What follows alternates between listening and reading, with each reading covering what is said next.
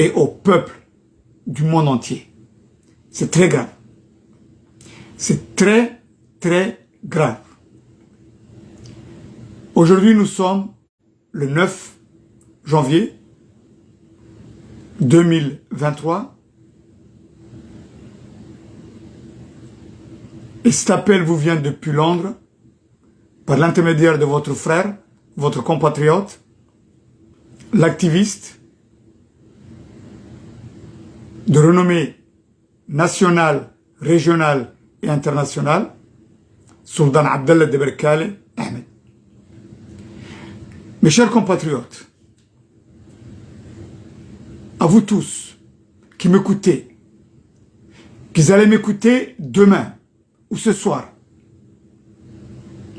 je vous demande humblement, tout particulièrement, ce que je n'ai jamais fait, et c'est la première fois que je le fais parce que l'heure est grave. L'heure est grave, gravissime. Alors je vous demande,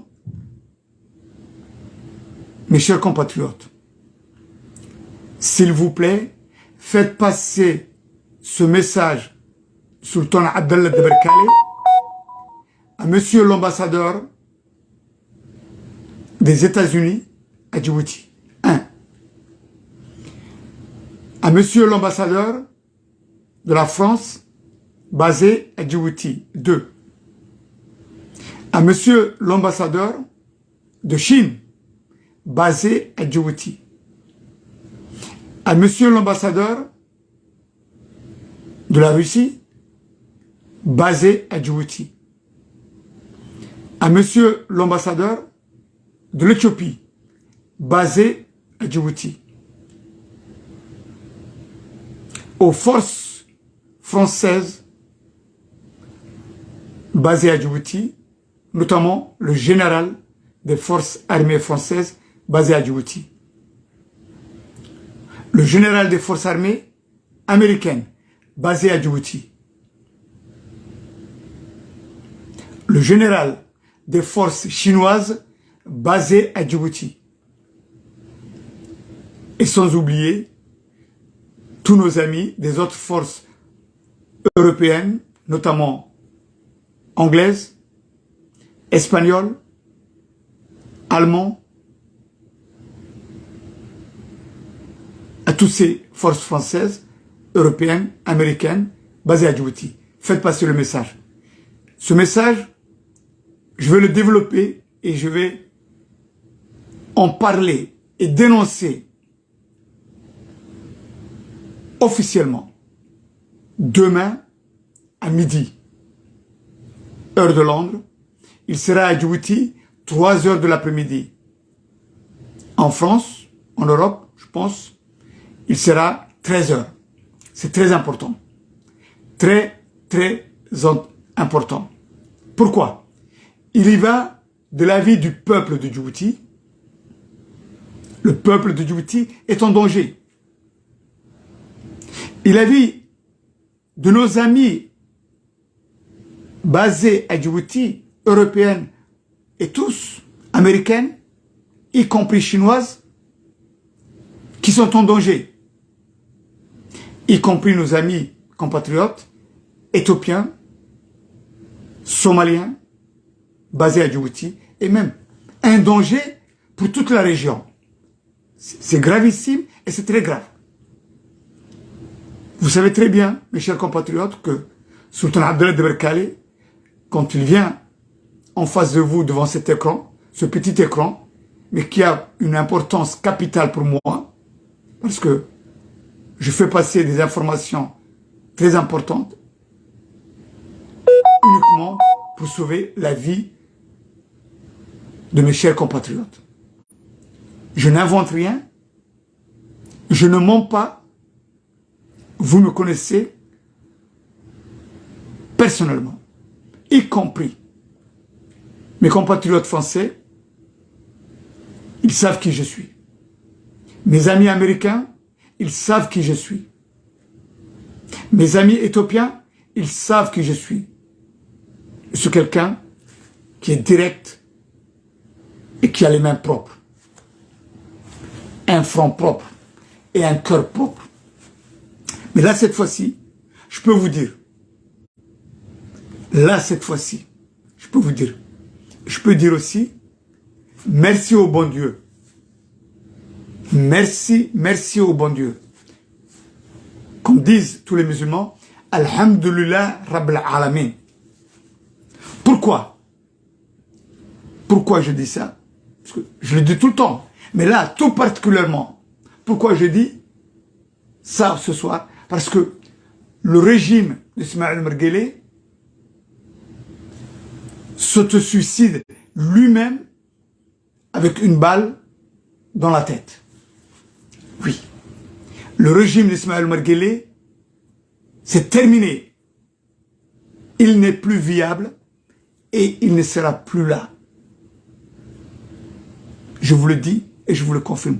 Après avoir parlé, après avoir déclaré ces informations à partager avec vous, à partager avec tous nos amis qui font partie de cette puissance sur un contexte mondial et régional, je pense qu'il n'y aura plus de place pour Ismaël Omar Guelleh, pour Khadra Malgacho et tous ces mafieux criminels. C'est-à-dire que le vase a débordé. Ils ont joué avec le feu depuis 45 années. Depuis 45 années, le peuple de Djibouti souffre la misère, les tortures, et tous. On ne peut même pas énumérer tout ce que le peuple de Djibouti subit depuis 45 années.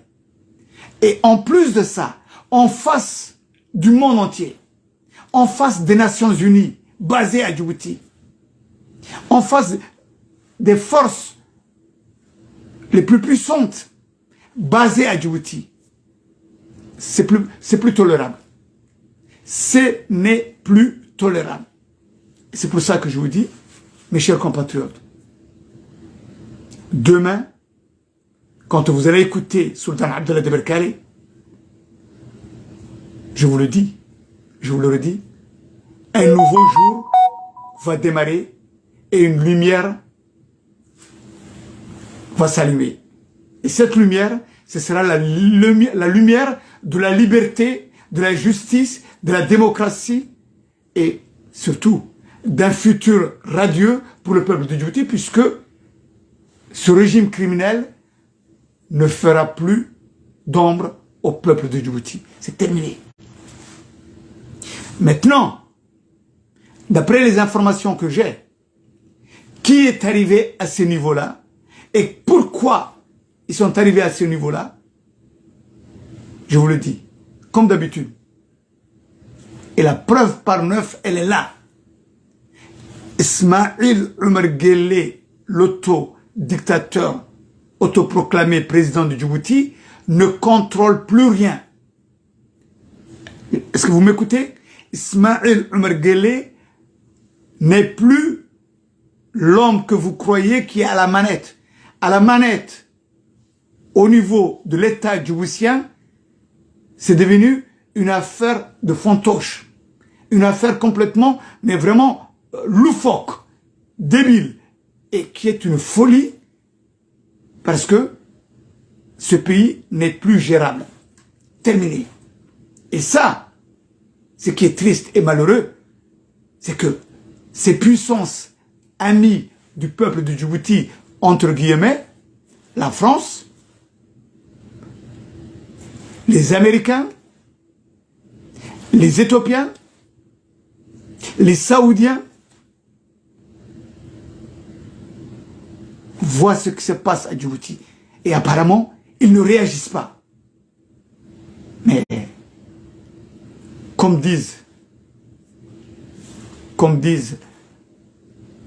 nos amis somaliens, Maïtri, Maïchekti. Ça veut dire, est-ce que tu m'as prévenu? Est-ce que tu m'as informé? C'est assez facile de dire, je ne savais pas, nous ne le savions pas. Et à jouer à faire l'autruche depuis ces 45 années, tout en voyant le peuple de Djibouti mourir à petit feu et empoisonné d'une manière aussi inhumaine. Vous savez, quand on compare le génocide au Rwanda, c'est vrai que c'était beaucoup plus frappant et visuel, puisque, en fin de compte, ben, on voyait les morts à coups de machette, et ainsi de suite. C'est vrai, l'image était là. Mais par contre, quand on compare le génocide à l'échelle au niveau de Djibouti, pour un pays qui a une superficie de 23 000 km², avec un peuple de moins de 1 million, dont je peux situer entre 700 ou au gros maximum 800 000 habitants, non, ce n'est plus comparable, c'est pire. Pire. Parce qu'à l'échelle de cette population estimée à 800 000, comparé au Rwanda qui faisait entre 5 à 10 millions, ou je sais pas, 15 millions, ben, Djibouti est 100 fois plus meurtrière que Kigali. Et dans ce contexte-là, ce n'est plus tolérable, ce n'est plus possible à ce que nos amis basés à Djibouti puissent se croiser les bras et nous regarder mourir à petit feu jusqu'au dernier. Je vous dis, sincèrement, le peuple de Djibouti, qui a fait une statistique au niveau des morts? Au niveau des morts, sur un contexte sanitaire, sur un contexte, je veux dire, humain, qui a fait les statistiques? Personne. Y compris, entre guillemets, cette organisation qui se dit Nations Unies, qui parle de la santé mondiale, je sais pas, WHS ou je ne sais pas, je m'en fous. Mais qui a fait une estimation des morts sur un contexte sanitaire, sur un contexte au niveau de ce génocide qui n'a pas de nom? Et je sais que nos amis français, américains, éthiopiens et tout, ils le savent très bien que le peuple de Djibouti, du matin au soir, est empoisonné. Empoisonné par quoi? Sur un contexte au niveau de l'eau, sur un contexte au niveau de l'air que nous respirons à Djibouti, au niveau de ce qu'on achète comme nourriture, qu'elle vienne de l'Éthiopie ou qu'elle vienne d'ailleurs, et ainsi de suite. Qui contrôle ça? Personne. C'est pour ça que je vous dis, mes chers compatriotes, en dehors de ça, c'est la première fois que je dis ouvertement et que je viens m'asseoir devant vous, devant ce petit écran, je dis, je veux faire passer ce message aux ambassadeurs basés à Djibouti. Il y a un ambassadeur que j'ai oublié, je m'excuse, c'est l'ambassadeur de l'Arabie Saoudite, basé à Djibouti. Oui. C'est très important. C'est très important. Alors je vous dis, la raison qui m'a amené ce soir à faire passer ce message-là, que tous les ambassadeurs, tous les généraux des forces étrangères basées à Djibouti, qu'ils puissent m'écouter, tout particulièrement. Parce qu'il y va de la vie de leurs soldats, du peuple de Djibouti, et y compris du peuple de la région. Très important. N'oubliez pas. À demain, je vous dis, mes chers amis, les amis du peuple de Djibouti, c'est demain qu'on saura qui sera présent et qui jouera à faire l'autruche. Le peuple de Djibouti, je le prends à témoin. Wallah, je le prends à témoin. Je prends à témoin le peuple de l'Éthiopie, le peuple de l'Érythrée, le peuple de la Somalie. Je le prends à témoin. Et y compris le peuple du Yémen, le peuple de l'Arabie Saoudite. Je le prends à témoin parce que ce qui se passe à Djibouti, c'est impardonnable. Et c'est impensable. Mais là, comme je vous ai dit, Ismaël Omar Guelleh et son régime, ils ont dépassé la ligne rouge. C'est vrai que la ligne rouge était dépassée déjà depuis longtemps. Mais là, ils ont fait ce qu'il ne fallait pas faire, la ligne de trop. Et là, je vous dis, Ismaël Omar Guelleh et son régime, c'est lui-même qui s'est auto-suicidé. Je vous dis, à demain, Inch'Allah. Et s'il vous plaît, partagez au maximum. Partagez au maximum, c'est très important. Les informations que je vais communiquer demain avec vous et que je vais partager avec toutes les ambassades basées à Djibouti. Et par la même occasion, ce message est adressé à tous ces pays, notamment les présidents, le président des États-Unis, le président de la France, le premier ministre anglais, et ainsi de suite. C'est très important. Et il y va de la vie du peuple de Djibouti en priorité, mais il y va aussi de la vie de tous les soldats présents en République de Djibouti. C'est très important. À demain, mes chers amis, je vous dis que Dieu bénisse la République de Djibouti. Amen. walaalayaal marka hore iyo marka labaadba iyo marka saddexaadba waxaan ugu salaamayaa salaanta muslimka ta ugu qiimaha badan. salaan kadib maanta taariikhdu waa 9 bisha madaragtay January 2023 waxaa halkan baaqani soo diraya walaalkiin halgamaa Suldaan Cabdalla Dabarkaali mujaahidkaad garanayseen oo ku nool dalka Ingiriisiga magaalada London.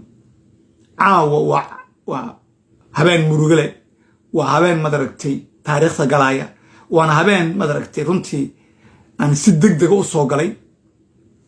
waxaan oran karaa madaragtay waa breaking news waan oran karaa waana arrin cajiiba laakiin si waxaan ii sheegayaa caawa habeen aan oran karo waa ilaahay mahadi وإلهي مهدي محانو له الحمد لله رب العالمين محانو له سببتها دبتي ونقوها إسماعيل عمر قيلية تلس كيسو شان إيا فرطن سنضاد يوم ما أنت السوق باستولد ماذا حيسك ساري تلس إسماعيل عمر قيلي ما أنت يي مدركتي الدنوينه إيا مالك السبا وان أركينا inuu isagu istoogtay shalay toole annakuna tooganayay shalay toole annakuna baabi'inayay shalay toole annaka nolosheedu ay maanta ay dhulka taali uu sugayay inuu kolba mid madarta uu cunuuna baabi'iyo ilaahay baabi'iye laakiin maanta isagaa noo soo gacan galay suunu ku yimiday dad baastooladii uu lahaa shalay toole hebel hadduu carruurteedii gabdhaha hadduu deen waayo baastoolad baan madaxa ka saaraya tii baa run noqoto Ismaaciil Cumar Geelaa baastooladda madaxa iskaga dhuftay. waana mid waxaan iga codsanayaa walaalayaal inta la shaqaysa inta la shaqayn inta saaxiibka la safaaradaha dalka Djibouti ku nool khasuusan safiirka Mareykanka safiirka Faransiiska safiirka China سفيرك مدرسة الصومالية سفيرك إثيوبيا سفيرك السعودية إيه سفير هذا كله إيه كنول ده نقطة إنجليزي يكوا كلام جرمالكي واحد وانا بنقولان إيه صاحب ذينا كنول إيجا جارسيا باقاس وصادرة يا عاوة سلطان عبد الله الدبركالي وصادرة يو سفارة هاس سبب توا information كأنا هيو ee soo gacan galay uu ilaahay soo gacan galiyay waa wax madaragtay taabsanaya yaka waana wax annaka taabsanaya number 1 oo khatarteeda iyo dhimashadeeda iyo dhiigayaga baabi'inaya wax badan man kale waliga anigu maartay safaarada iyo safirada igu yeerayo waan la hadlay waliga igama maqan laakiin caawa maxaan baaqa u diriyaa on Britol u soo galaya 12 doornimo London Djibouti waxay noqonaysaa 3 galabnimo Ethiopia Djibouti iyo Soomaaliya 3 galabnimo noqonaysaa waa muhiimo waxaan doonayaa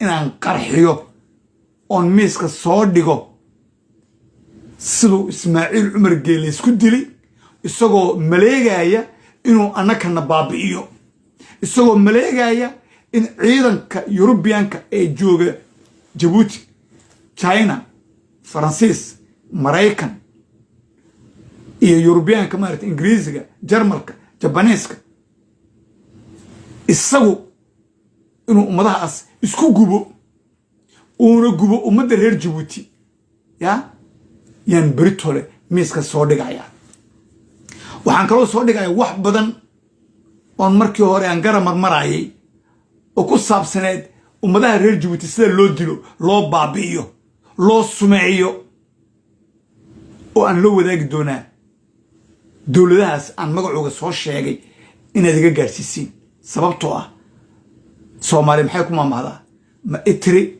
ma ii sheegtay yaa taalla raggan caddaanka khayr caddayaasha ee nala jooga ruwaayadoodu dee beritolaan kala baxaynaa na ruwaayadoodu maxay ahayd inuu Cumar Geele way arkayaan 45 sanadood inuu ummadda Djibouti inuu baabi'iyo way arkayaan wayna garanayaan wayna loolin laakiin shaqadooda meeno dhinaca kale eegayaan marka qaarkoodna waxay sameynayeen oo turishka maxay ahayd goroyada markay khatarta aragtay baxsanayso madaxay loo hoos gashaa maartay camuuda ay moodaa inuu libaaxaba waraabihii ereenayay inuu garmaray marka Mareykan iyo Faransiis iyo Yurubiyan iyo dhammaantood China iyo waxoo dhanba iyo Ethiopian wayna daawanayeen annaka dhimanayna annaka baabaynay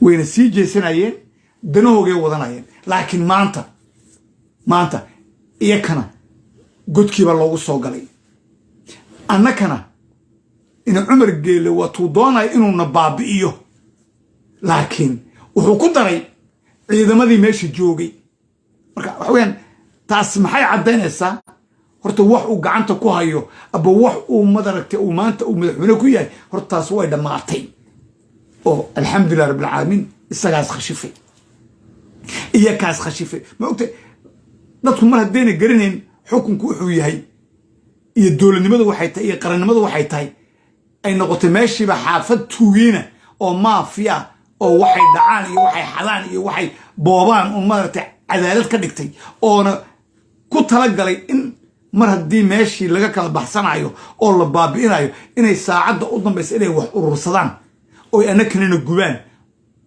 marka taas ilaahay baa khashifay marka beritoole hadduu ilaahay saacaddu markay tahay 12 doornimo London Djibouti waxay noqonaysaa 3 galabnimo wax badan baa nila wanaagi doonaa oon qarxinaya sidoo Ismaaciil Cumar Geele ummadda Djibouti u dilay oo u baabiyay si u dhimanayaan dadku maxay u dhimanayaan kaliyaha dhimashada kaliyaha istaagaya Djibouti ma malayn karaysiin dhimashada maaragtay beerka ma malayn karaysiin dhimashada madaragtay in sanbabada ma malayn karaysiin waxaasoo dhan iyo sunta la wado dhan iyo dadka sidoo u dilaayo oo baabiinayo waxaasoo dhan ban maaragtay miiskan isoo dhigay beritoole waxaasoo dhan yani miiskan isoo dhigay laakiin maxaan ku darayaa inuu Cumar Geele iyo taliska Djibouti oo runtii qofka waxaan oo dhan maleegayay ee hawsha wada ay tahay khadar malgaasho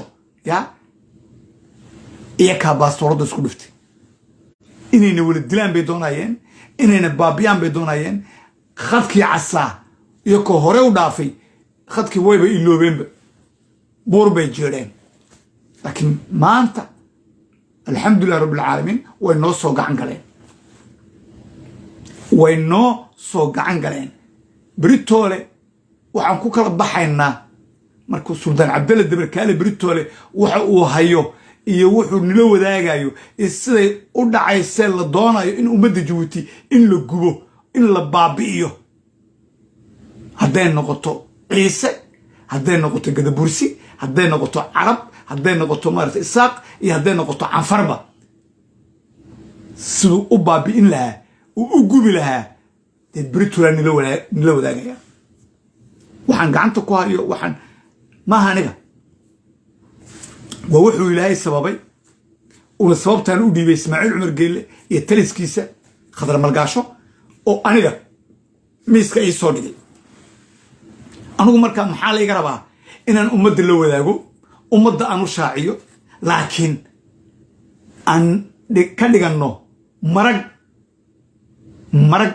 aan ka dhigano waxa Britolo dhacaya iyo waxa socda dawladaha nala jooga Djibouti dawladaha Djibouti Britolo nala jooga c'est très grave waa muhiim Britolo Sultan Abdallah Dabarkale wuxuu qarxin doonaa baaba taliska Ismaaciil Cumar Geelle ee Djibouti way u dhamaatay wallahi baan igu dhaartay waa magac Ilaahay wallahi baan igu dhaartay wallahi oo billahi tallahi baan igu dhaartay Ismaaciil Cumar Geelle taliskiisu Britolo markaan dhamaystiro hadduu Ilaahay raa ee aan qarxiyo way u dhamaatay oo hadal ku lahaa baastoolad baan madaxa ka saari isaga isku dhuftay marka laba mid baan noqon inaan anaku baabacno oo Djibouti baabacdo ay Djibouti ay baabacdo iyo inuu Ismaaciil Cumar Geelle iyo taliskiisu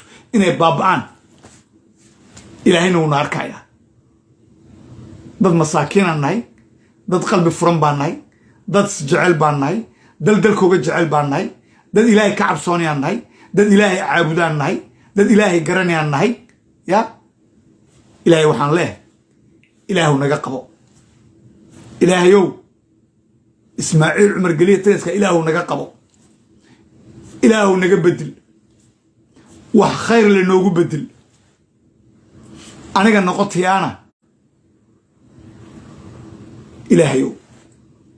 ilaahayow Ismaaciil Cumar Geelle taliskaas ilaahu naga qabo wax khayr la noogu bedel aniga noqotiyaana walhamdulillah rabbil alamin marka Britolo hadduu ilaahay 12 duurnimo London 3 galabnimo soo gala dhageysta waa kama dambeys